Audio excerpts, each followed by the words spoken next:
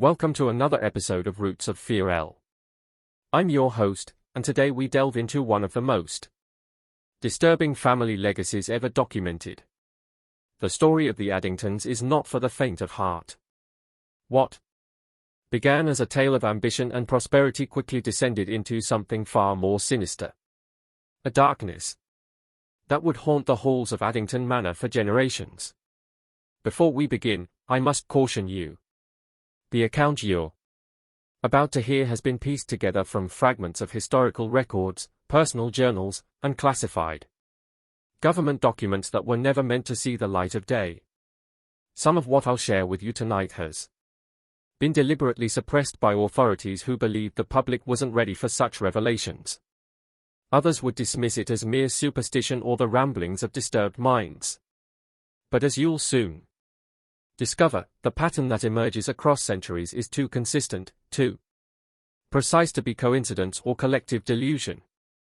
For those sensitive viewers, this may be the moment to reconsider whether you wish to continue.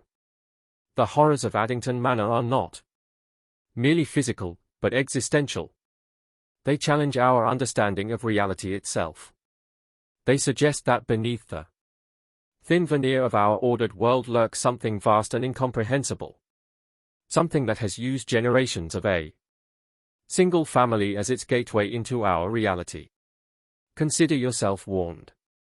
The year was 1842 when Edward Addington, a shrewd businessman with unrelenting ambition, purchased a sprawling estate in the misty highlands of northern England.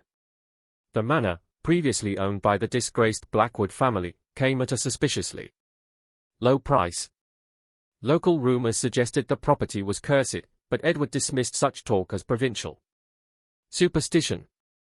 He saw only opportunity where others saw darkness, the first of many grave miscalculations that would define the Addington legacy. The region itself was steeped in ancient history, with Neolithic stone circles dotting the surrounding moors and prehistoric burial mounds nestled in the shadow of the estate. Archaeologists had long speculated that the area served as a significant ritual site for pre-Celtic cultures, theorizing that they chose this location because of some quality we might now describe as electromagnetic or geomagnetic anomalies. What ancient peoples interpreted as divine presence, modern science might attribute to unusual natural phenomena. But as our story unfolds, you may question whether such distinctions are as clear as we'd like to believe. Edward had made his fortune in coal and steel industries, built on the broken backs of laborers. The Industrial Revolution was transforming England, and Edward positioned himself at the bleeding edge of this transformation, quite literally, as the mortality rates in his factories were among the highest in the country. His mines descended deeper than any others, extracting coal from depths that his competitors deemed too dangerous or unprofitable to explore. Some of his miners spoke of strange fossils found in these deepest tunnels, remnants of creatures that defied classification, but such curiosities had a way of disappearing once reported to management. Edward's reputation for ruthlessness preceded him, but few knew the true extent of his cruelty. Those who crossed him had an uncanny habit of disappearing, their fates sealed behind closed doors with handshakes and whispers. The bodies of labor organizers occasionally washed up on the shores of the Thames, their tongues removed, a detail the newspapers tactfully omitted. Edward was a man who believed that power was not inherited but taken by whatever means necessary. His fascination with power extended beyond the material realm. Despite his public disdain for superstition, Edward maintained a private library of occult texts and employed a series of tutors to instruct him in ancient languages, Hebrew, Sanskrit, and others far more obscure. Visitors to his London home reported glimpsing strange gatherings in the evening hours, attended by some of the most influential figures in British society and politics. What transpired in these meetings was never discussed openly, but servants spoke in hushed tones of chanting, strange smells, and guests who departed, looking somehow diminished, as if something essential had been extracted from them. upon moving into the manor with his young wife Eleanor and their 5 children. Edward commissioned extensive renovations.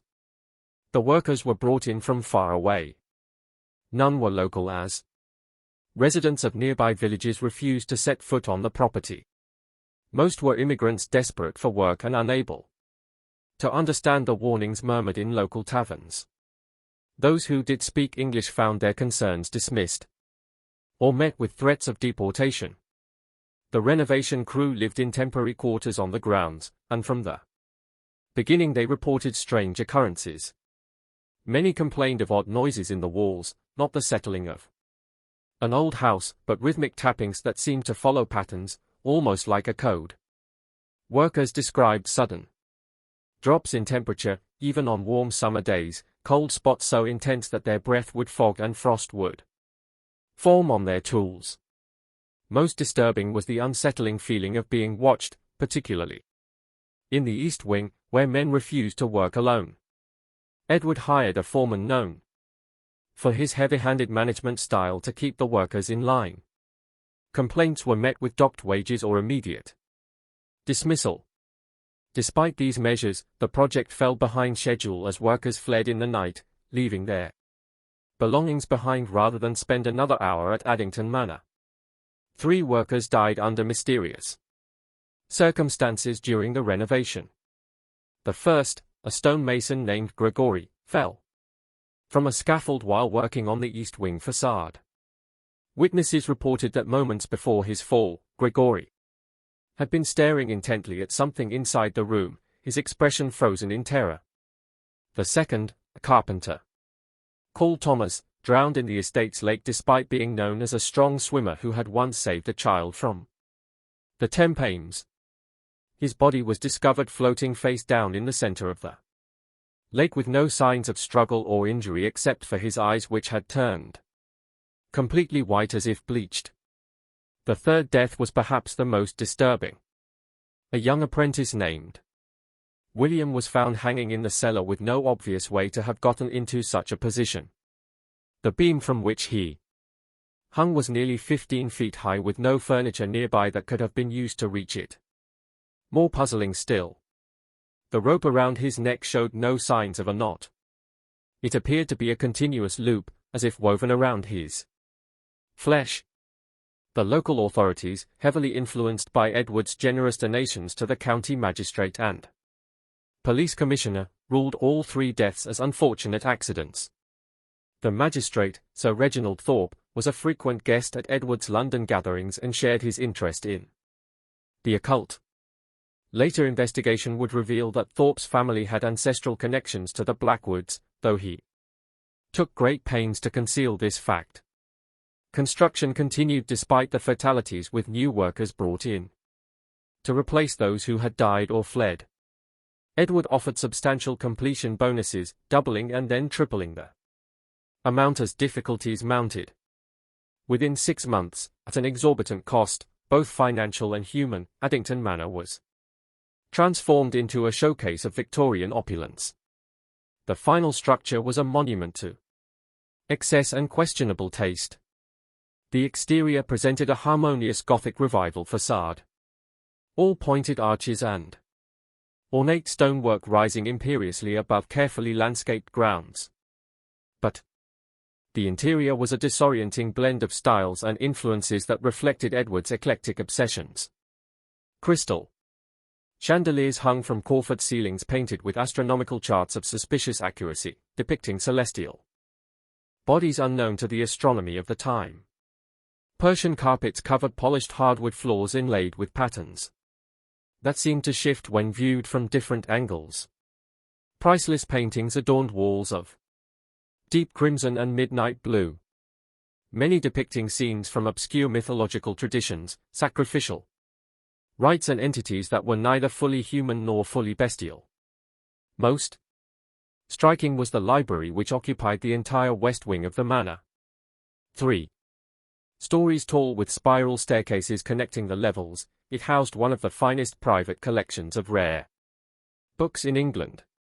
Beyond the expected classics and contemporary works, Edward's collection included ancient tomes bound in materials that defied easy identification. Scholars later permitted to examine the library described texts in languages that had no known speakers, written on substances that resembled neither paper nor parchment. These books were kept in a special section behind locked glass doors, visible but inaccessible to casual visitors. Yet despite its grandeur, there was something undeniably oppressive about the atmosphere of Addington Manor. Guests invited to the elaborate housewarming celebration in December 1842 rarely stayed the night despite the treacherous winter journey that awaited them. Those who did reported troubled sleep and disturbing dreams. Lady Harrington, a close friend of Eliza's, wrote in her diary, "There is something unwholesome about the air in that house. It feels thick in one's lungs, as if it carries some invisible contamination." I woke repeatedly with the sensation of being observed, and once I could swear I saw the doorknob turning slowly, though the door remained locked. I shall not accept another invitation to Addington Manor. Friendship be damned. Eleanor Addington, once vibrant and sociable, grew increasingly withdrawn as winter deepened into a particularly harsh spring, where she had once been known for her wit and lively conversation. She now spoke little at social gatherings, her gaze distant and troubled. She dismissed her lady's maid of many years, claiming the woman was spying on her, and began to refuse food prepared by the kitchen staff, subsisting largely on tea and dry toast that she prepared herself. She spoke of hearing children's laughter in empty corridors and seeing figures dart past doorways from the corner of her eye. Most troubling to the staff was her new habit of stopping mid-sentence, cocking her head as if listening to a voice only she could hear, then responding in whispers to empty air. Edward dismissed her concerns, attributing them to female hysteria, a convenient diagnosis for any woman who dared express discomfort in Victorian England. "The house is settling," he would say with thinly veiled irritation. Nothing more. But Eleanor knew better. There was something malevolent about Addington Manor, something that seemed to feed on fear and despair. She began keeping a journal documenting the strange occurrences that Edward so readily dismissed. Her handwriting, once elegant and controlled, became increasingly erratic as the entries progressed, the pressure of her pen sometimes tearing through the paper. Her entries grew increasingly disturbed as weeks turned to months. April 18, 1843, I found William, their youngest son, speaking to the wall in the east wing. Again. When I asked who he was talking to, he said, "The sad lady who lives inside." Edward says it's merely childish imagination. But William described her in such detail. The lace collar of her dress, the pearl buttons down her back, the dark stain spreading across her abdomen. No child could invent such specifics. When I pressed him, William said the lady told him she had lived in the house long ago and that the master heard her because of the baby. I asked if she meant Edward, and William looked confused. "No, mother," she said, "it was before the fire. There has been no fire at Addington Manor in living memory." April 30, 1843. Margaret's governess gave notice today. She claims Margaret threatened her with a knife taken from the breakfast table, saying, "They told me to open you up and see what's inside." When confronted, Margaret had no memory of the incident and wept inconsolably. "The poor child hasn't been herself since we moved here. Her night terrors have worsened, and she's taken to collecting dead insects, arranging them in patterns on her windowsill." Dr. Wallace prescribed a tonic to help her sleep, but it only seems to make the nightmares more vivid. "This morning, she told me she doesn't want to be hollowed out like the others. When I asked what she meant, she stared at me as if I were a stranger." May 3, 1843. The temperature in the master bedroom dropped so severely last night that I could see my breath. Edward slept soundly while I lay awake, watching a dark figure stand motionless at the foot of our bed for hours. I was paralyzed, unable to scream or wake him. The figure seemed to be composed of shadow deeper than the darkness around it, with only the suggestion of a face, two depressions where eyes should be, and a darker slash that might have been a mouth. It made no sound, no movement. Simply watched. When the first light of dawn broke through the curtains, it dissolved like smoke. Edward found me weeping and suggested I visit Dr. Harrison for a tonic to calm my nerves. I fear he thinks I am going mad.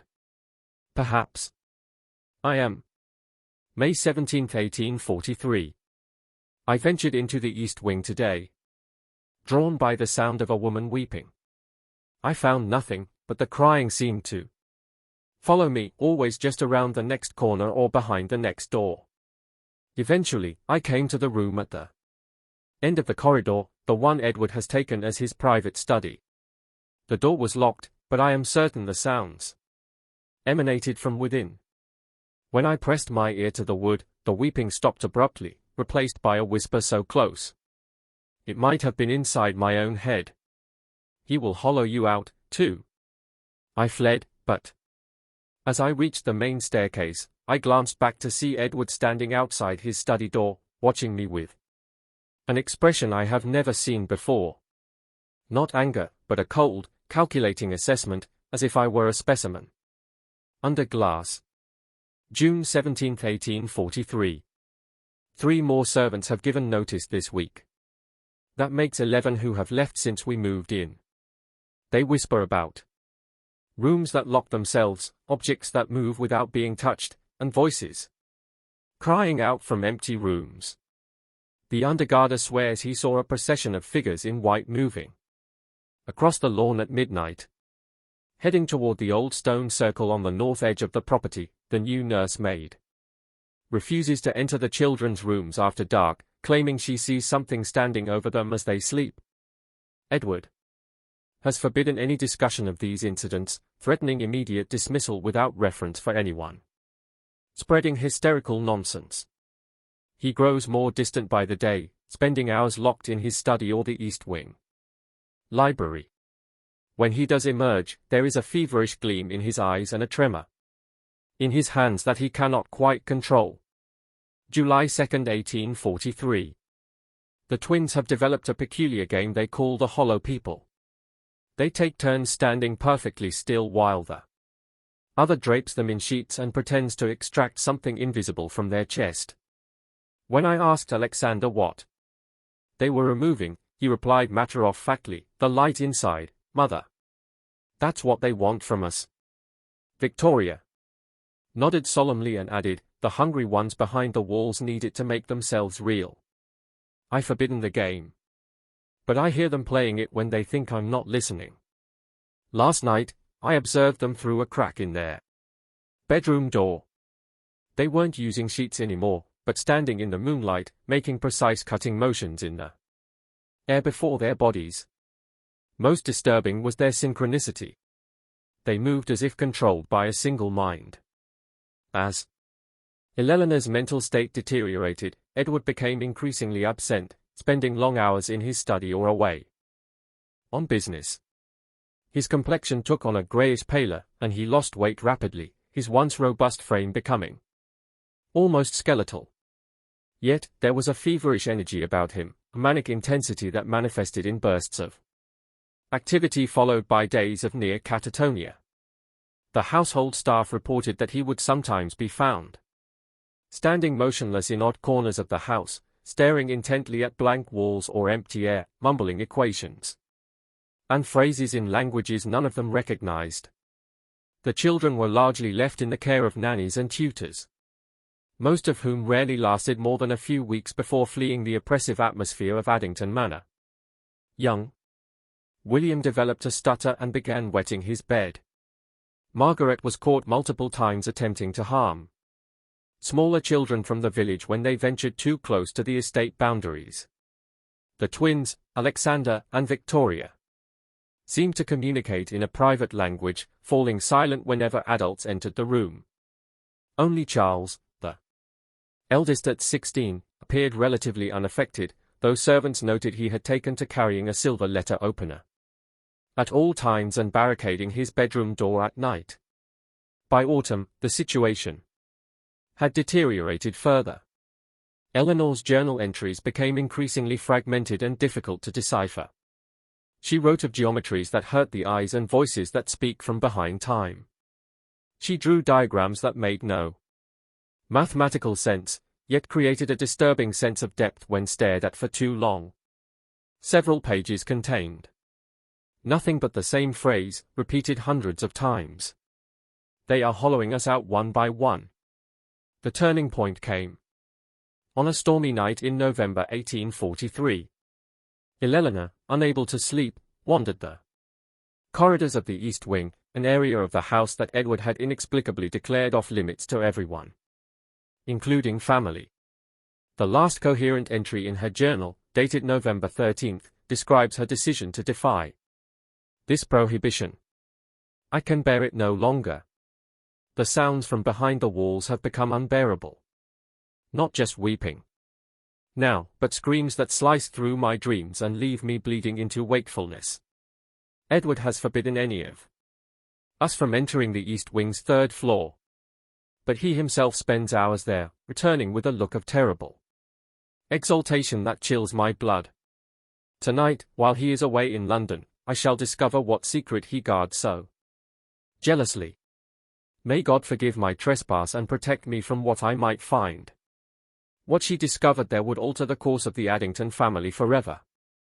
According to fragmentary accounts pieced together later from servants' testimonies and Charles S. hidden journal, Eleanor used a stolen key to access the locked staircase leading to the third floor of the East Wing. The area had been completely transformed from its original design.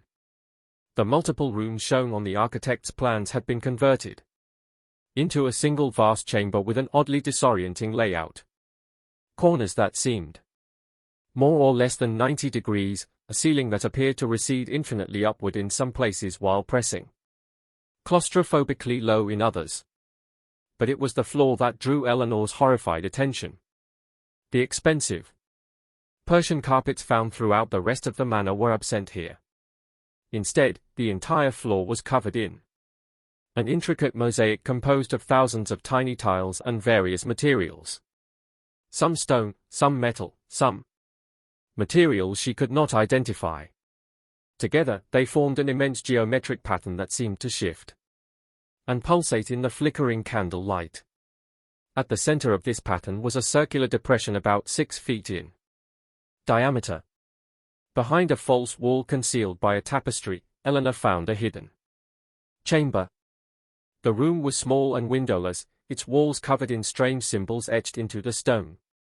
In the center stood a pedestal holding a leather-bound book. Eleanor would later describe it in her journal as ancient beyond reckoning. Its cover fashioned from some material I dare not contemplate too deeply. The pages contained writings in several languages, some recognizable as Latin and Greek, others utterly foreign to Eleanor's educated eye. Interspersed among the text were disturbing illustrations depicting ritual sacrifice and communion with entities that seemed neither human nor animal, but some horrific combination of both. Careful examination of these images revealed a terrible pattern. Each depicted a circular chamber with a distinctive floor pattern, identical to the one in the room Eleanor had just left. Most disturbing were the illustrations showing human figures arranged in specific positions around the central depression, their chests open to reveal not the expected internal organs, but vast starry voids, as if each human body contained an entire cosmos that was being somehow harvested or channeled. The final pages of the book contain names and dates spanning centuries, with Edward Addington's name and the date December 21, 1843, the winter solstice, inscribed in fresh ink. Eleanor had discovered Edward's darkest secret. His fortune had not been built on business acumen alone, but on forbidden knowledge and terrible pacts with forces beyond human understanding. The renovations of Addington Manor had not been merely aesthetic. They had transformed the property into a massive sigil, a beacon to attract entities from beyond the veil of our reality. And the Deaths that had occurred during construction had not been accidents, but deliberate sacrifices. Their life energy used to power whatever terrible mechanism Edward was creating. When Edward discovered Eleanor in the hidden chamber, his rage was terrifying. According to Harriet Brown, a housemaid who had followed Eleanor out of concern for her mistress's safety, Edward's face underwent a horrifying transformation as he confronted his wife. "It weren't natural what I saw." Harriet later testified to a parish priest seeking absolution for her failure to intervene. His lordship's face seemed to ripple, like there was something moving beneath the skin. And his eyes, God help me, but they weren't human eyes anymore. They were like windows opening onto somewhere else, somewhere vast and cold and hungry. Servants reported hearing shouting followed by an eerie silence. Most disturbing was Eleanor's scream, which began as a normal expression of human terror, but transformed mid-cry into something that defied description, a sound that seemed to come from multiple throats simultaneously, modulating in ways that human vocal cords should not be capable of producing. The next morning, Edward announced that Eleanor had suffered a nervous collapse and would be recuperating at a private sanatorium in Switzerland. He produced letters supposedly written by Eleanor over the following months, describing her treatment and gradual recovery, but the handwriting bore only a passing resemblance to her own. She was never seen again. In the household accounts ledger, there is an entry dated November 14, 1843. The day after Eleanor's disappearance, for an unusually large delivery of quicklime, a substance commonly used to accelerate decomposition and mask the odor of decay. The delivery was made to the East Wing, and workers were forbidden from entering the area for several days afterward. When they were finally permitted to resume their duties, they reported that the mosaic floor in the large chamber had been extensively cleaned with several damaged tiles replaced. In the months that followed, Edward's behavior grew increasingly erratic. He dismissed all but the most essential staff and kept his children under strict isolation. No visitors were permitted and the children were withdrawn from their schools and social engagements. A physician, Dr. James Morrison, was summoned regularly to the manor, but the nature of his treatments remained undocumented.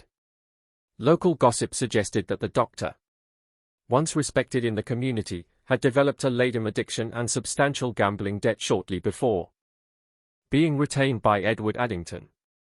Locals reported strange lights emanating from the manor at odd hours and unsettling sounds carrying across the moors on still nights. Sounds that resembled chanting in no known language, punctuated by what some described as the weeping of countless voices, all crying out in unison. Farmers reported livestock being found dead near the property boundaries, their bodies drained of blood without any visible wounds. Most disturbing were the reports of missing children from the surrounding villages. 7 disappeared between December 1843 and June 1844, all within a 10 miles radius of Addington Manor. Official investigations attributed these disappearances to accidents or runaways, but local families remained convinced of a more sinister explanation. The eldest Addington child, Charles, began documenting his own observations in a hidden journal after his mother's disappearance. His writings, discovered decades later, concealed in a hollowed-out section of the manor's west wall, provide a chilling account of the family's descent into madness and the true horror that was unfolding within the walls of Addington Manor. "Father has changed," wrote 16-year-old Charles in December 1843. His eyes seemed different, somehow deeper, with a strange gleam that was not there before. He spends hours locked in the East Wing, and when he emerges, he often doesn't recognize us immediately. Last week, he called me by a name I've never heard before, then looked confused and retired to his study without supper. By spring of 1844, the remaining servants reported that Edward had taken to sleepwalking, often found standing motionless in the children's rooms in the dead of night, watching them sleep with an unnatural stillness. The children themselves began exhibiting Disturbing behaviors. 10-year-old William was discovered mutilating small animals in the garden. 12-year-old Margaret began speaking in languages she had never studied. The twins, Alexander and Victoria, developed an obsession with death, creating elaborate funeral rituals for their dolls and pets. Only Charles seemed to maintain his sanity, though his journal entries betray a growing fear that whatever had taken hold of his family might claim him, too. He began planning an escape, secretly corresponding with his mother's brother in London. "I fear what father is becoming," Charles wrote in April 1844. "Yesterday, I saw him in the garden at dawn, burying something wrapped in bloody sheets. When he returned to the house, there was soil beneath his fingernails and a serenity to his expression that chilled me to the bone. I have not seen Margaret since the previous afternoon." Charles never managed to escape. On May 17, 1844, a fire broke out in the east wing of Addington Manor. By the time the local fire brigade arrived, the blaze had consumed most of the house. They found Edward Addington in the garden, calmly watching the inferno with what witnesses described as an expression of rapturous fulfillment. Inside the charred remains of the manor, authorities discovered a scene of unspeakable horror. The bodies of all 5 Addington children were found in the cellar, arranged in a precise geometric pattern around a stone altar. Forensic examination would later reveal that the children had not died in the fire, but had been systematically sacrificed in what appeared to be an elaborate ritual. Edward Addington was arrested and committed to Beedham Asylum, where he spent the remainder of his days in seemingly catatonic silence. However, asylum records indicate that he would occasionally become animated during certain astronomical alignments, attempting to draw complex symbols with whatever materials were available, often his own blood. The Addington case might have faded into obscurity, dismissed as the isolated madness of one depraved individual, had it not been for what happened next. Despite the horrific events and the manor's almost complete destruction, a distant cousin of Edward's, James Addington, claimed the property in 1850 and set about rebuilding it according to the original plans. James was a respected scholar, with no known history of mental instability or cruelty. His decision to resurrect Addington Manor puzzled many, but he dismissed concerns with rational explanations about family legacy and the quality of the remaining structure. Within 2 years, the manor stood once again, an exact replica of its former self. History, as they say, has a way of repeating itself. Within months of moving in with his wife and 3 children, James began exhibiting the same obsessive behaviors that had characterized Edward's decline. His wife, Rebecca, documented increasingly disturbing changes in her husband's personality and strange occurrences within the newly rebuilt manor. James spent 3 days and nights in the East Wing without emerging even for meals. She wrote to her sister in 1853, when he finally appeared, he looked somehow younger, more vital. Yet, there was something wrong about his eyes. They seemed to reflect light differently, like a cat's eyes in darkness. When I expressed concern about his absence, he smiled in a way that made my blood run cold and said, "I was never absent, my dear. I've been here all along watching you sleep." The pattern established by Edward Addington repeated itself with frightening precision through James and subsequent generations of Addingtons who inhabited the manor. Each time the family patriarch would discover something in the East Wing that changed him. Each time family members would vanish or die under mysterious circumstances. And each time, locals would report strange lights and sounds emanating from the property on specific dates corresponding to ancient pagan festivals. Parish records from the neighboring village of Thornfield document a disturbing trend. During the periods when the Addington family was in residence at the manor, disappearances of local children increased dramatically. Between 1850 and 1870, 23 children vanished without trace within a 10 miles radius of Addington Manor. Local authorities investigated, but could never find sufficient evidence to implicate the increasingly reclusive Addington family.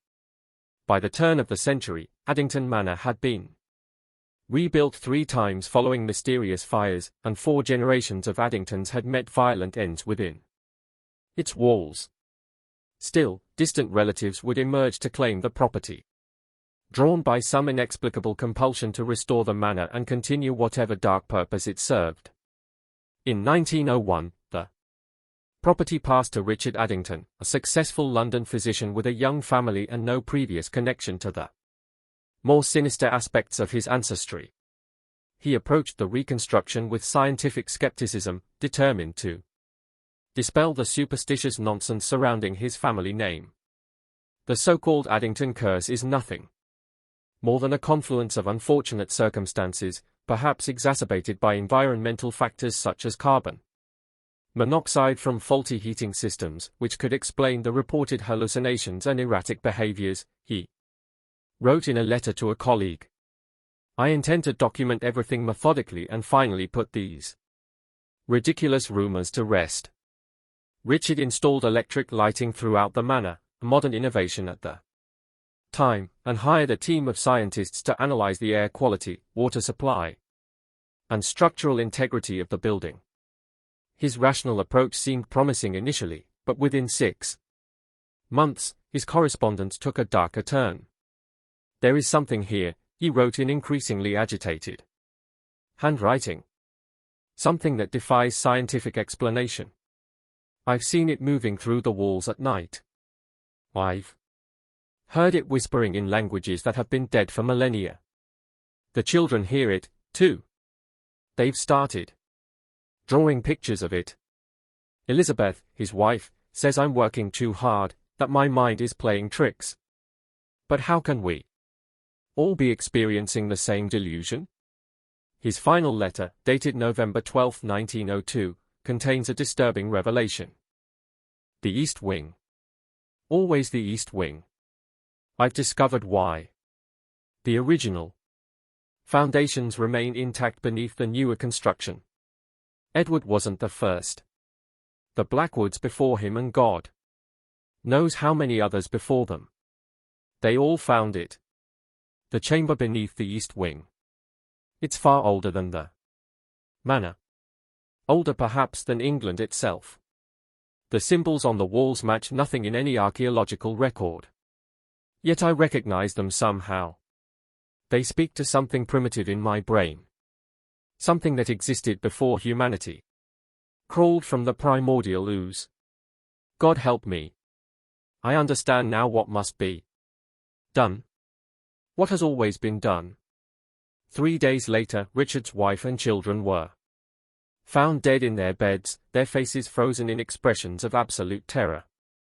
Richard himself was discovered in the cellar beneath the East Wing, his body contorted in an impossible position, surrounded by arcane symbols drawn in a mixture of blood and ash.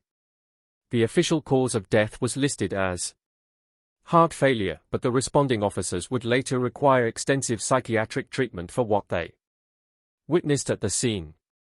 Addington Manor was abandoned after the tragedy of 1902. The property fell into disrepair, becoming a magnet for thrill-seekers, occultists, and the morbidly curious. Local authorities eventually declared the structure unsafe and barricaded the grounds, but trespassers continued to find their way in. Many never came out again. In 1923, a group of Cambridge scholars specializing in anthropology and ancient religions gained legal access to the property for academic research. Led by Professor Walter Hartley, they intended to document the unusual symbols reported in the cellar and compare them to known occult traditions. Only one member of the expedition, a graduate student named Thomas Piper, returned alive. His account of what happened was so outlandish that he was initially committed to an asylum. His journals, however, provide the most comprehensive documentation of what may have been happening at Addington Manor for generations. The symbols in the cellar are not static. Piper wrote, they shift when not directly observed, rearranging themselves into new configurations. Professor Hartley believed they represent a form of non-Euclidean mathematics, equations designed to solve problems of dimensional transit. In simpler terms, the entire manor is a machine, a door to somewhere else. Piper's account suggests that the Addington family had been serving as caretakers of this door for generations, willingly or unwillingly. Each patriarch would discover the truth and become consumed by it, driven to maintain the integrity of the dimensional gateway through increasingly horrific sacrifices. What lies beyond the door cannot be described in human language, Piper continued. Hartley opened it. God help us all. He actually opened it.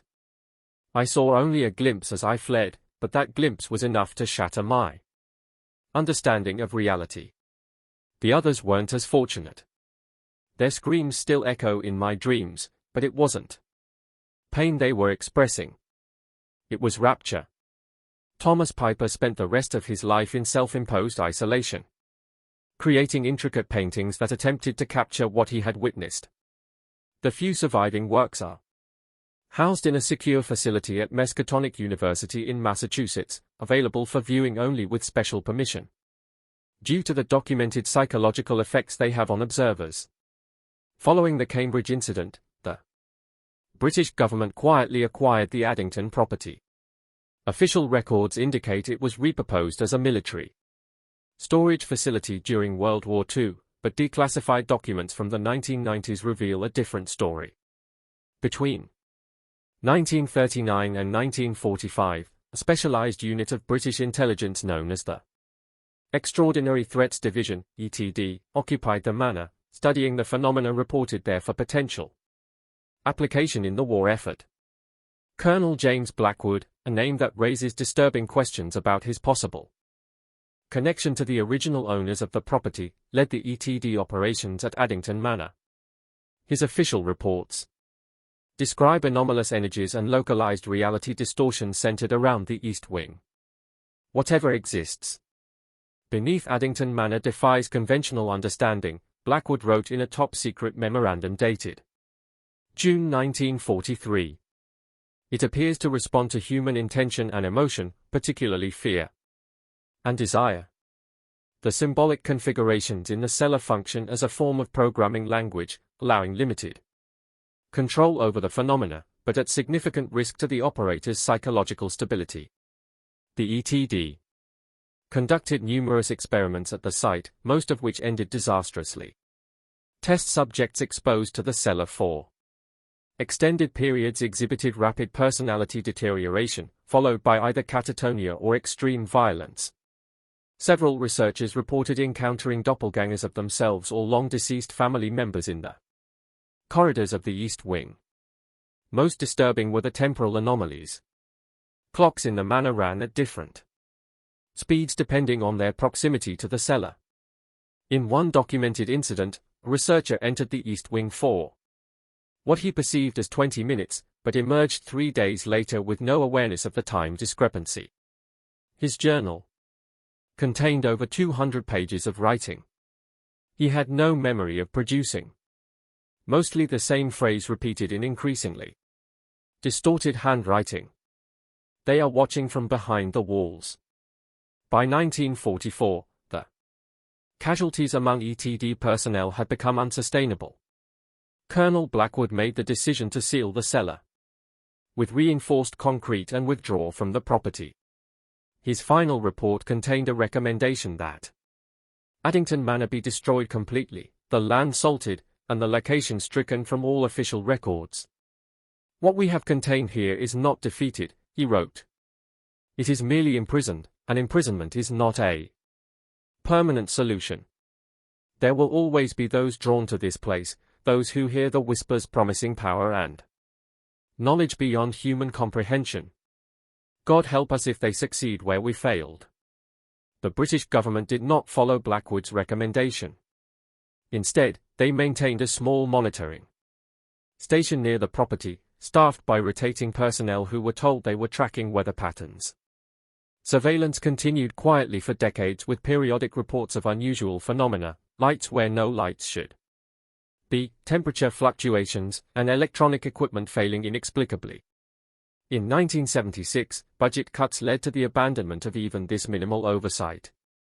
Addington Manor was left to rot, surrounded by overgrown grounds and protected only by no trespassing signs and local superstition.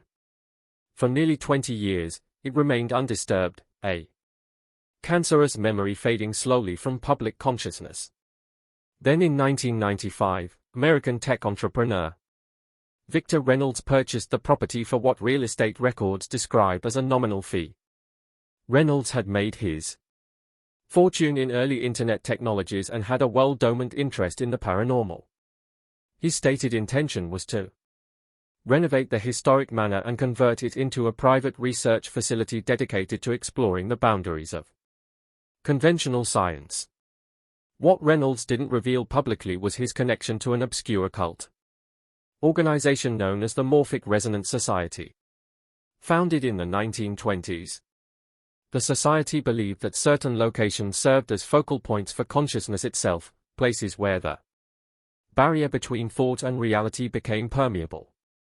Addington Manor featured prominently in their literature as a theoretical alpha site, the most powerful such location in Europe. Reynolds moved into the partially renovated manor in the spring of 1996. Accompanied by a team of researchers from various scientific disciplines, all members of the Morphic Resonance Society, they brought with them cutting-edge technology, early brain-computer interfaces, quantum field detectors, and prototype reality mapping systems. What the Addingtons stumbled upon through occult rituals, we will master through technology, Reynolds wrote in the project's mission statement.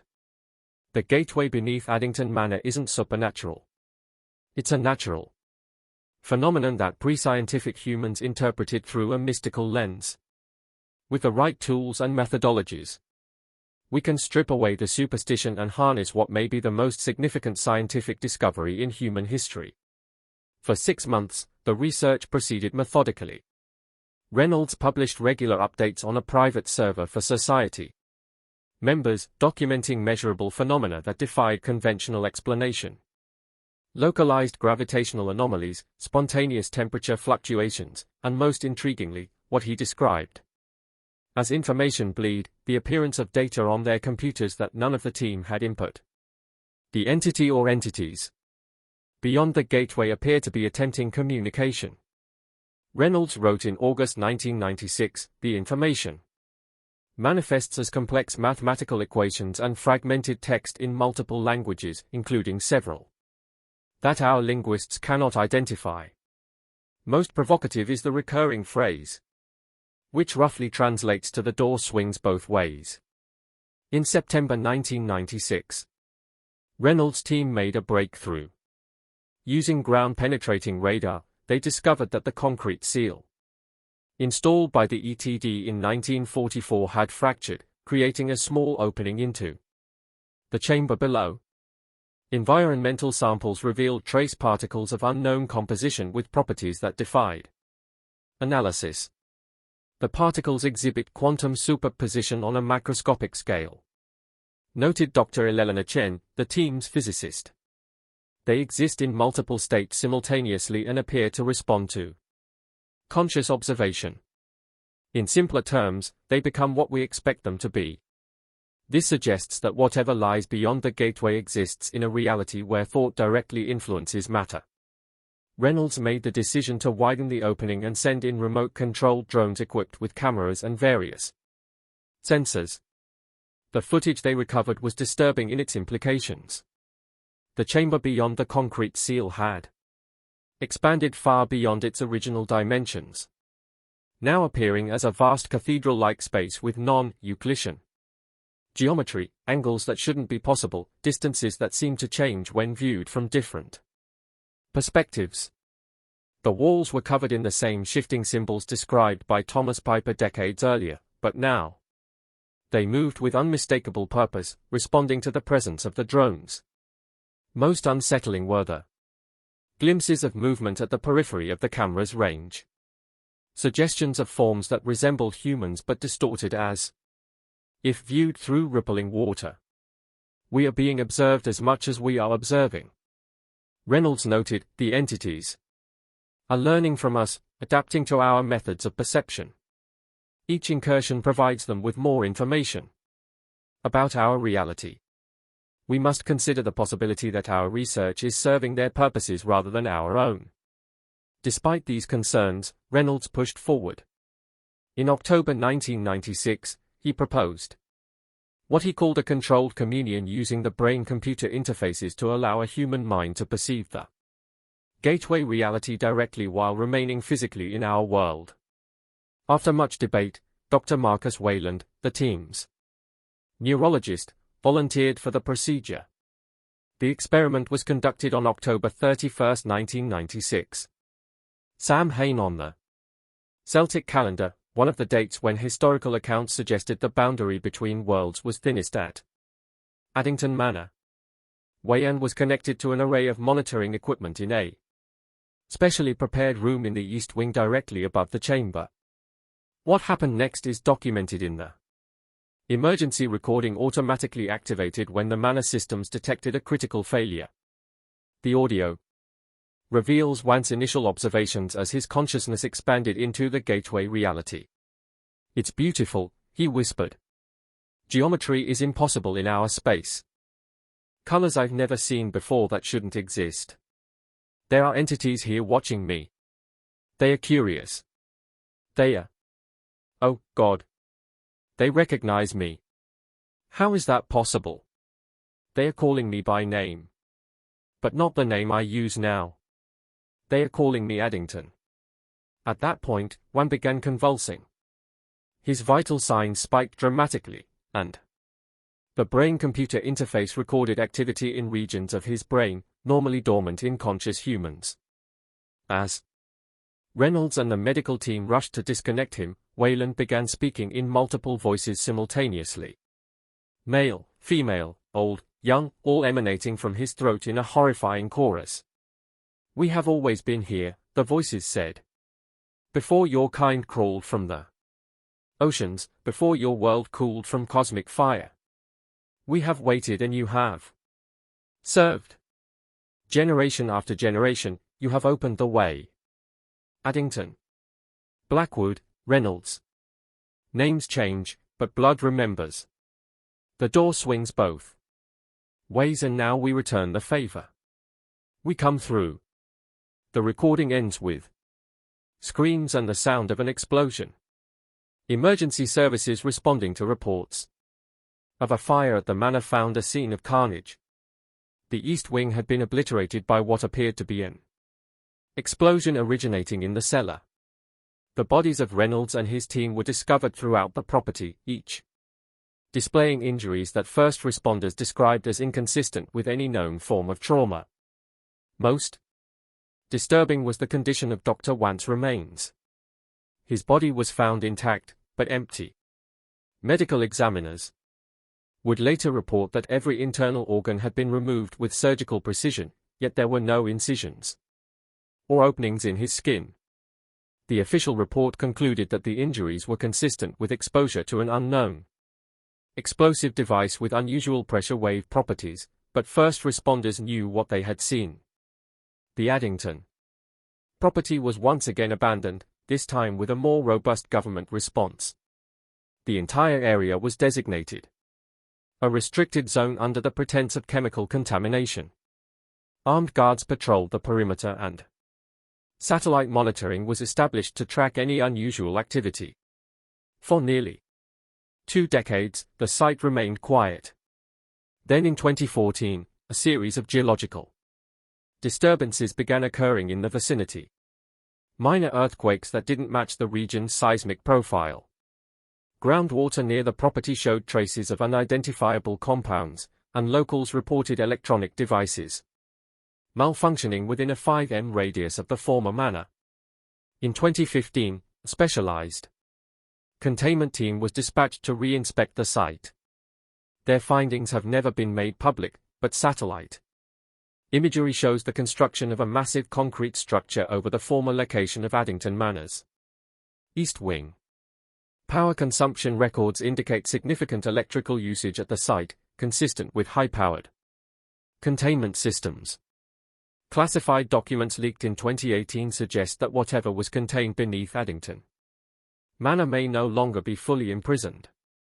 Reports of missing time, strange dreams, and impossible geometries appearing in the architecture of nearby buildings have increased exponentially. Most concerning are the children born in the region since 2016. Hospital staff have documented unusual birthmarks on many of them, patterns that bear a striking resemblance to the symbols described in the Addington cellar. The most recent development came just last year when a routine DNA analysis of the regional population revealed a startling pattern. Genetic markers associated with the historical Addington family have appeared in over 60% of children born within a 20 m radius of the manor since 2017, regardless of their parents' ancestry. What does this mean for the future? The pattern established throughout the Addington history suggests a cycle that has now entered a new phase. Each generation of Addingtons discovered the gateway, attempted to control it, and ultimately fell victim to whatever lies beyond. Now, if the genetic analysis is correct, we may be witnessing the largest cohort of Addingtons ever to exist, all drawn to the same location by forces they cannot understand. Government monitoring stations have detected increasing fluctuations in the electromagnetic field surrounding the containment structure. Night vision surveillance shows brief moments when the concrete itself appears to become transparent, revealing glimpses of something vast moving beneath. Most disturbing are the dreams reported by locals. Identical dreams of a manor rebuilt, grander than before, with doors that open onto impossible vistas and a voice that whispers, "Come home." The history of the Addingtons is not merely a tale of one family's descent into madness and depravity. It is a warning about doors that should remain closed and knowledge that humans were never meant to possess. The gateway beneath Addington Manor has claimed generations of caretakers, each believing they could control what they had discovered, each ultimately serving as nothing more than a conduit for forces beyond human comprehension. As we conclude this dark chapter of hidden history, we must ask ourselves an unsettling question. If the pattern holds true, what happens when not just one family, but an entire community of genetic Addingtons reaches maturity? What ceremony might they perform, knowingly or unknowingly? And what might finally emerge from behind the curtain that has mercifully separated our reality from what waits beyond? For those interested in visiting the region, we must emphasize that the former Addington property remains strictly off-limits to the public. The official explanation of chemical contamination should be respected. Those who have attempted to breach the perimeter have invariably been apprehended by security personnel. At least those who have returned at all. To the residents of the surrounding communities, particularly those with children born since 2016, medical authorities recommend regular psychological evaluations and immediate reporting of any unusual dreams or compulsions, especially those involving geometric patterns or whispered instructions. The story of the Addingtons serves as a chilling reminder that some mysteries are not meant to be solved, some doors not meant to be opened. Behind the grand facade of Addington Manor, behind the curtains of conventional reality, something else has always existed, patient, ancient, and hungry. And if the pattern of history is any indication, it is closer now to emerging than ever before. Sleep well. And remember, if you dream of a manor on the moors with an east wing that beckons you forward, do not enter. Some invitations once accepted can never be rescinded. This has been the Ghastly Journal. Until next time, keep the lights on and never look too long into the dark corners of the past. What looks back might recognize you. Should you find yourself troubled by dreams of a grand manor on the misty moors or hear whispers from behind your walls, remember this. The Addingtons were not the first to fall victim to forces beyond human comprehension. Nor will they be the last. Even now in homes and buildings across the world, the boundaries between realities grow thin in certain places. The hungry ones are always watching, always waiting for someone curious or desperate enough to invite them in. Thank you for joining us for this exploration of the makeup. If you enjoyed this tale of existential horror, please consider supporting the Ghastly Journal by liking this video, subscribing to our channel, and sharing with those who appreciate the darker side of history. Your support allows us to continue uncovering these forgotten stories that perhaps in some cases were deliberately buried. Until our next journey into the shadows, I bid you a restful sleep, if such a thing is still possible after what you've just heard.